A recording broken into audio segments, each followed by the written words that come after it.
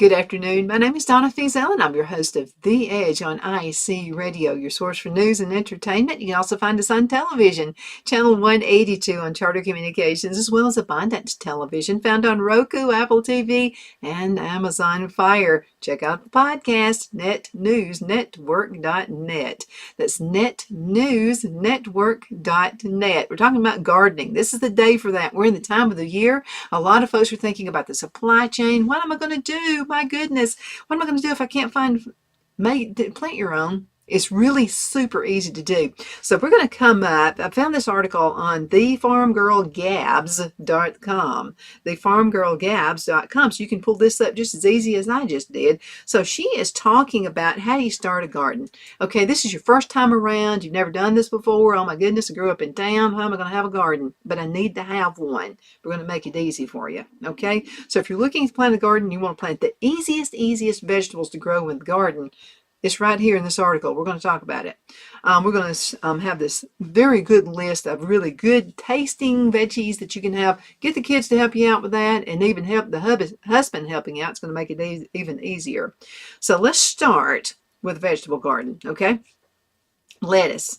And I'm using the lettuce garden in hydroponics, okay? So lettuce is like one of the easiest vegetables you can grow, but now the temperature's got to be right. It's got to be in the sun a particular period of time, or you're going to dry it out. So let's talk about it.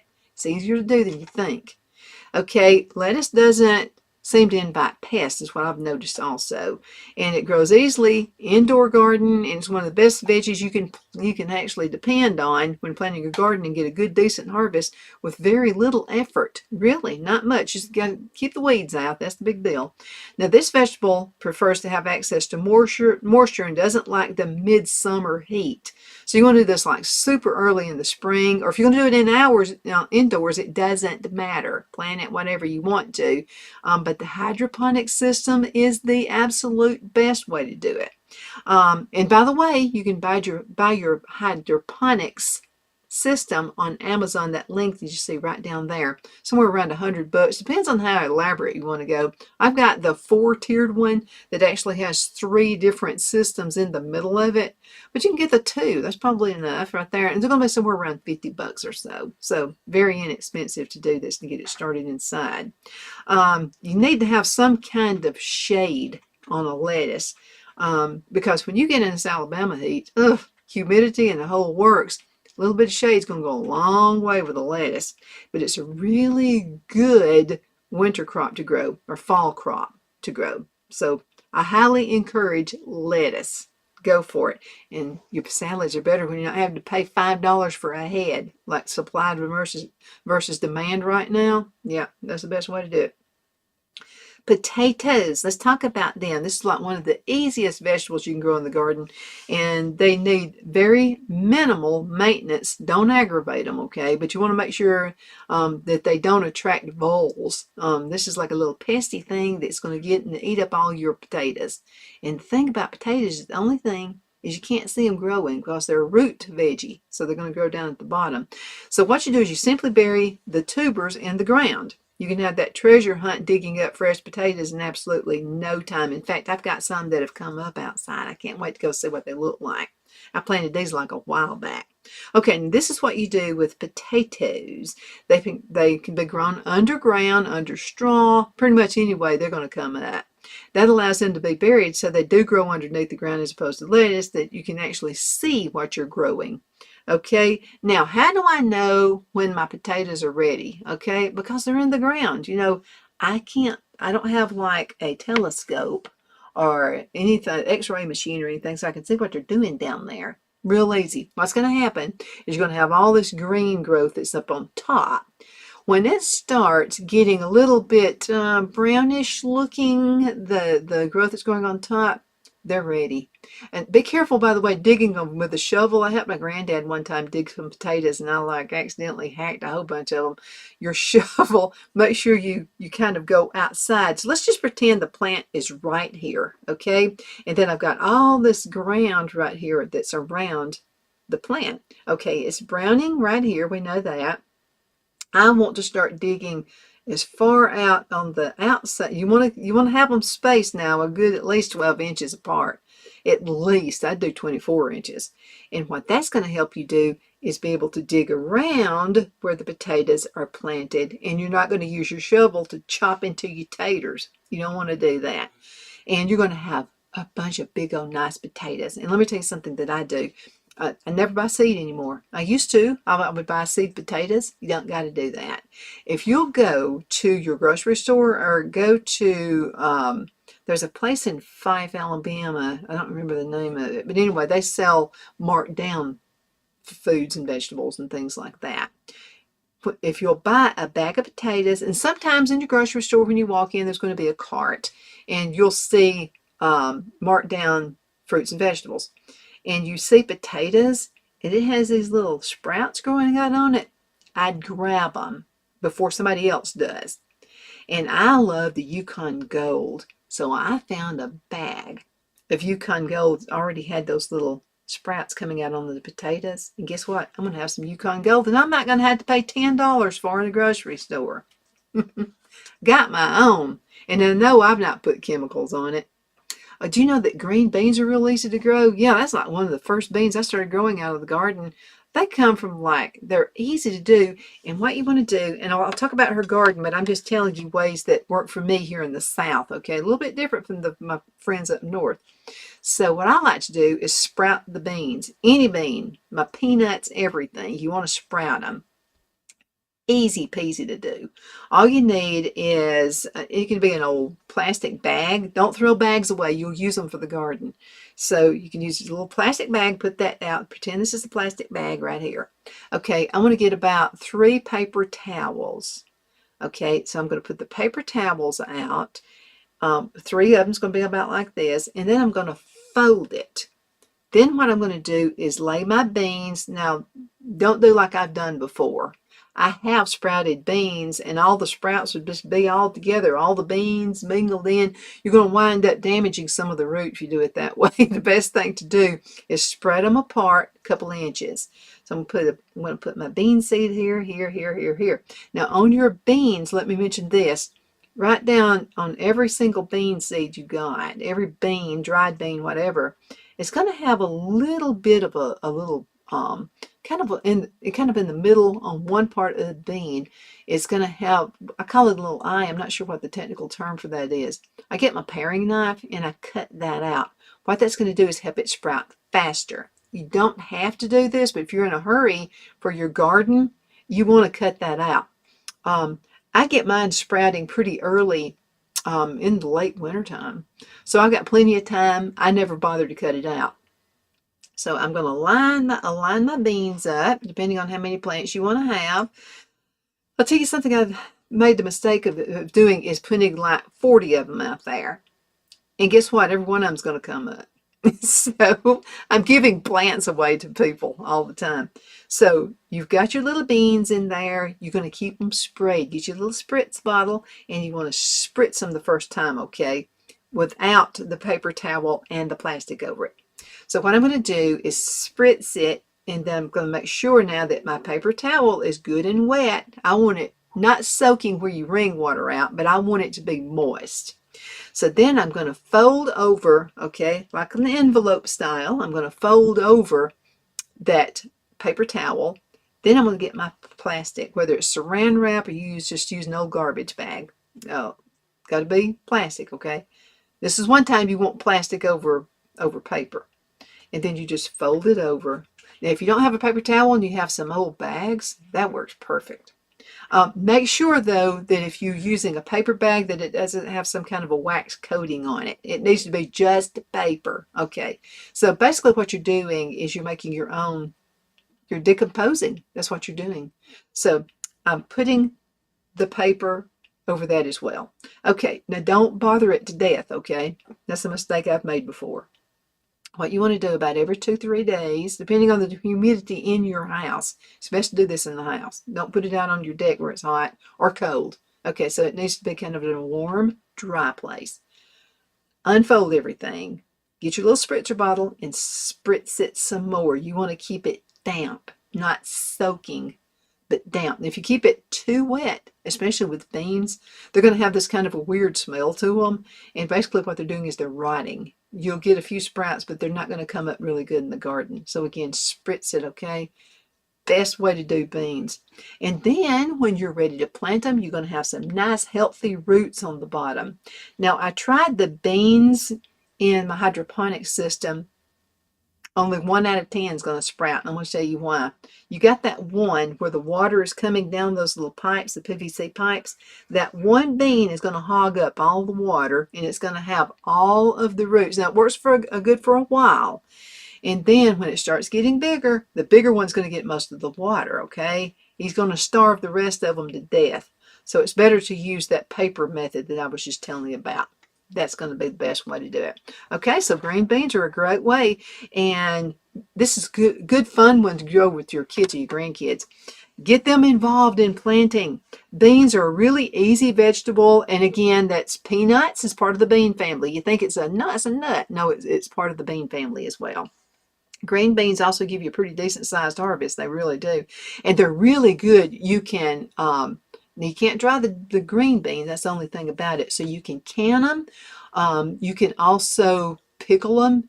Green beans are good. I'm just going to tell you, Loretta Rogers' husband, he makes the best pickled green beans I've ever had. I've got to get his recipe this year. It gives you a great harvest right there.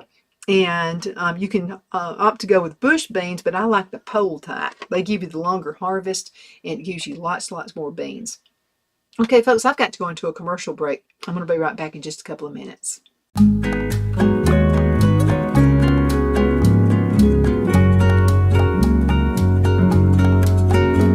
At Lamone's Mexican Restaurant, located in Henniger, Alabama, and voted Best Mexican Restaurant of DeKalb County, Alabama 2020, we're here to serve you with authentic Mexican cuisine. Order easily online by going to lamonsmex.com or call 256-657-3999 to place your order. We're open Sunday through Thursday, 11 a.m. to 9 p.m. and Friday and Saturday, 11 a.m. to 10 p.m. Whether you're celebrating a cozy date night for two or a celebration for a crowd, at Lamone's you'll love our atmosphere and friendly servers. Thank you for dining with Lamone's Mexican Restaurant.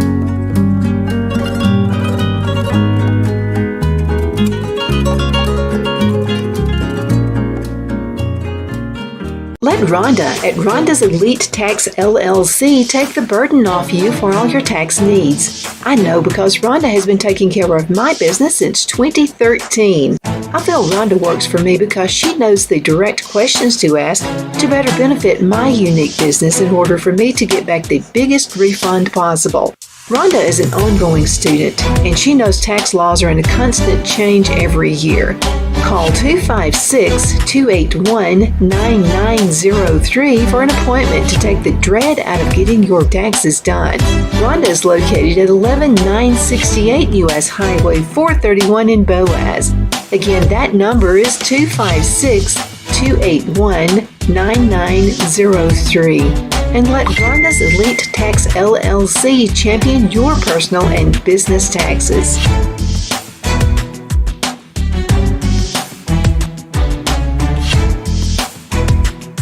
Hello, I'm Mike Lindell, and my employees and I want to thank each and every one of you for your continued support. With everything going on right now, your rest is so important. That's why we're having the biggest MyPillow sale ever.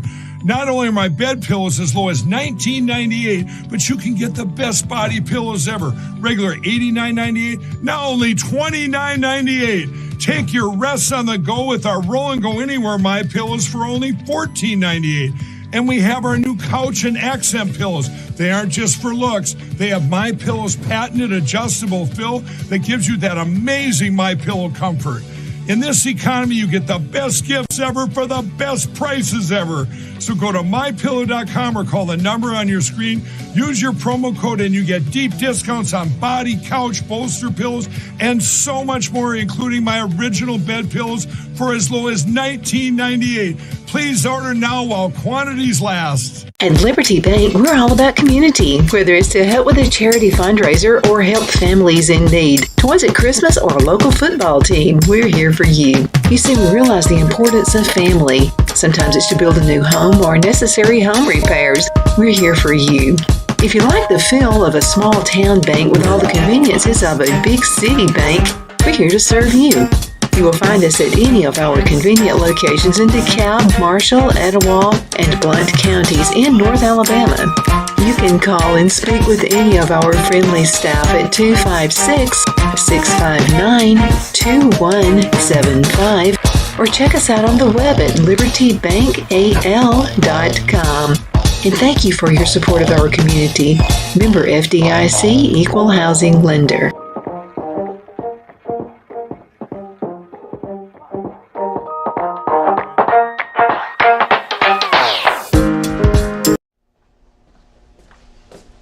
Are you ready?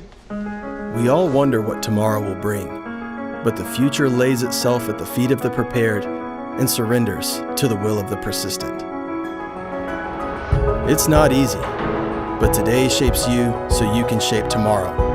With Northeast Alabama Community College, when the future asks if you're ready, you can answer. Yes.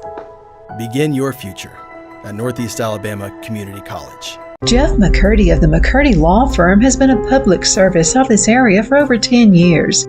McCurdy, a member of the Henniger City Council, serves as prosecutor for the town of Sylvania and was named public defender for the city of Rainsville.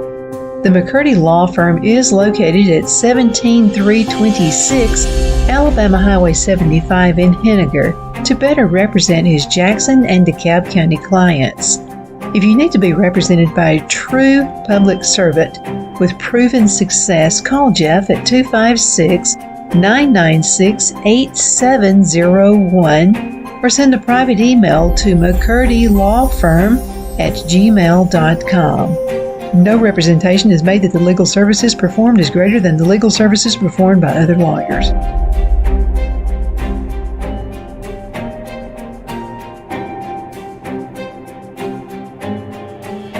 Good afternoon. We are back. My name is Donna, and I am your host of The Edge on IC Radio, your source for news and entertainment. You can find us on television, channel 182 on Charter Communications and Abundance Television. We are syndicated there. You can find us on Roku, Apple TV, and Amazon Fire. And don't forget that podcast, netnewsnetwork.net. Netnewsnetwork.net. All the things I'm telling you about that you can purchase, you can actually go to Amazon.com. Use that link down there if you don't mind. You're actually helping this radio station out. You're also helping the show to flourish, so we definitely appreciate you doing that. The more advertising I get and the more that Amazon pays me, the more things I can buy and use it and show you how to do it. Absolutely. So we appreciate you sticking with us. I'm talking about what are some things that I can garden. What are some things that I can plant? First time around, I've never had a garden before in my absolute life, so I'm giving you some plants that you can go ahead and utilize and have an awesome garden, even if this is your first year. Another one of those is tomatoes. There's so many varieties of tomatoes that are super, super easy to do. I like to plant my own seeds, okay? And there's actually a way to do that. And you can do it through the hydroponics, or you can use the method I was telling you about with the beans, where you use the paper towel or maybe a piece of cardboard or whatever, and then you can put plastic over it. It's a good way to do it, a good way to get started. Now, and another reason is I know that I'm using seeds that have been used over and over and over and over again. I keep seeds, okay? I hardly ever buy any. So the only thing I usually buy is going to be a lettuce or something like that, lettuce seeds. But I love my own tomato seeds, and I know they have had no pesticides or anything like that for longevity. If you keep them in the freezer, they're going to last. You don't need to put anything on them. Now, while you do need to plant tomatoes with a stake, they're a real good vine-style veggie to grow in your garden. And it's like one of the easiest vegetables you can grow in your garden. Tomatoes simply need to stay watered. Basically all there is to it. You got to keep them watered, and they've got to have lots of access to the sun. Otherwise, they really don't care whether you hang around them or not. You don't have to talk to them. Well, I talk to mine, but you don't have to. And so just plant them and let them go. Make sure you keep the roots dug out, okay? So that's another thing. Okay, you'll find that tomatoes grow quite well and off of the first veggie that most gardeners will start off with. Let me give you some tips on tomatoes. And this is just from listening to, I actually watched my granddad. He thought I wasn't paying attention, but I did watch. And also going to the Master Gardener's class, you've got to go. Brian Brown is a fantastic teacher. You see Brian on the show quite a bit. So these are some things I've learned from the Master Gardener's class and my granddad. I was actually listening when he thought I wasn't. So once you get your little tomatoes growing and they're in a little pot, they got to have healthy stems on them. You may have to add, a little potassium or something to the water, just to help with that. If you'll use these little it's got little plastic pieces that you can use, and you don't have to buy the big name brand one. You can, but it's okay. But if you have some styrofoam, and it's the kind of styrofoam that kind of comes apart and you can get your fingers. Now, I'm not talking about the one that's in a block that you can't. There's some styrofoam that comes with shipping, and save it. It'll keep you from having to pay $12 for this bag of something, okay? Plus supply versus demand. What if I don't have, you know what I mean? So all you do is get it, and it just kind of comes apart, and it comes into little beads. So what you can do is mix that in with your dirt. It also helps to retain the water. That's another good tip right there. Absolutely. All right, so let's go ahead and talk about a little bit more about the tomatoes. So it's going to grow. You're constantly pruning tomatoes all through the season, by the way, not just when you're planting it. So what my granddad would do, he'd have his tomato plant right here. There would be little stems growing out. You got your root, you got your stem, and then you got what they call the flowers. That's how you can tell that you got a good, healthy plant. When the leaves are green, you're good to go, okay? So what you do is just break off those, or you can use gardening scissors, it doesn't matter, and just break those off. Now, my granddad just swore by using your finger to do it because he said it would leave little threads. And it's not been scientifically proven, but I have to tell you, he had good tomatoes. And so what you can do is plant it either in a concrete block, which is what I do, or you can do his method. And this is where you have the stem going right here, and it's kind of like an L shape. So what you're doing is the stem is like this. I've taken off most of the leaves, the stems right here. So what you do is plant it in the garden like this. So what's happening right here, you see my finger going right here, that is the tip of the plant. This is part of the root right here. So what I've done is I've got the root and I've turned it up this way. So what's going to happen, I'm planting it into the ground like this. You don't have to bury it too far down into the ground, but you want it to have good substantial roots. Now what's going to happen, because down this part right here that you see is where I've broken off part of those limbs, part of the stems. And so what's going to happen is those things are going to grow out, they're going to spread out. You're going to have a massive root system. It's going to be the best tomatoes ever that you have ever planted. Show your mother-in-law a few things if you do it that way. And what's going to happen is that plant's going to be big, the root system is huge, and you're going to have nice big fruit. And if a tornado comes through, we get heavy winds and tornado bad. We're living in Tornado Alley here.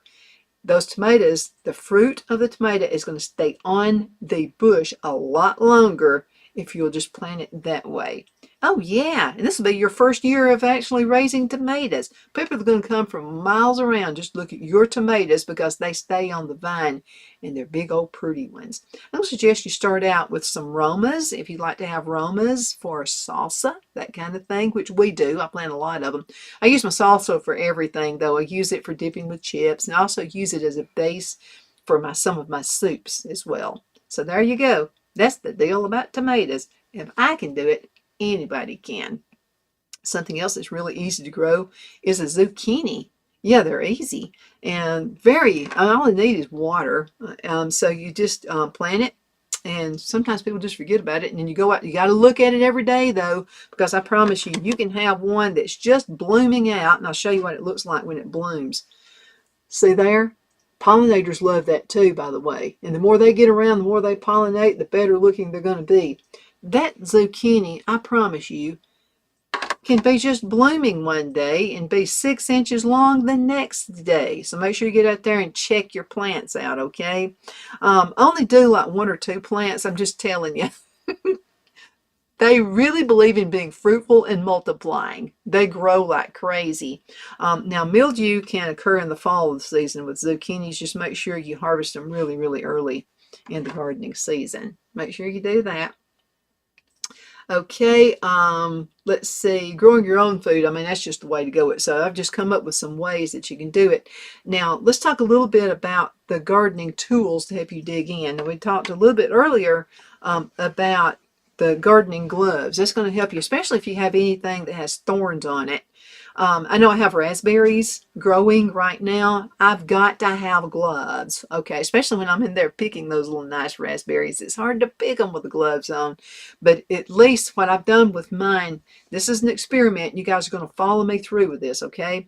So the concrete blocks I used last year that had tomatoes, you want to rotate crops anyway.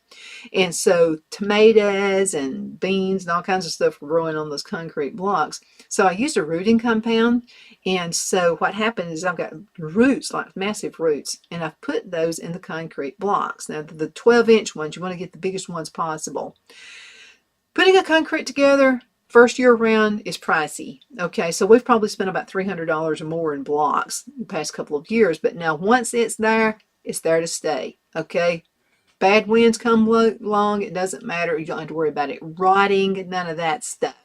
And I really love the big roots it produces as well. So I've got to have my gloves when I've got anything that's got thorns on it. Again, it just helps you get in there. It helps you to weed. It helps you do all those kind of things that you really need to do if you're going to use them, if you're going to put them out on the ground. Okay, I'm not going to have to worry about the weeding part of it, though. Having a good little gardening seat. And if you have raised gardens, even for raised gardens, make sure you've got those little garden kneelers.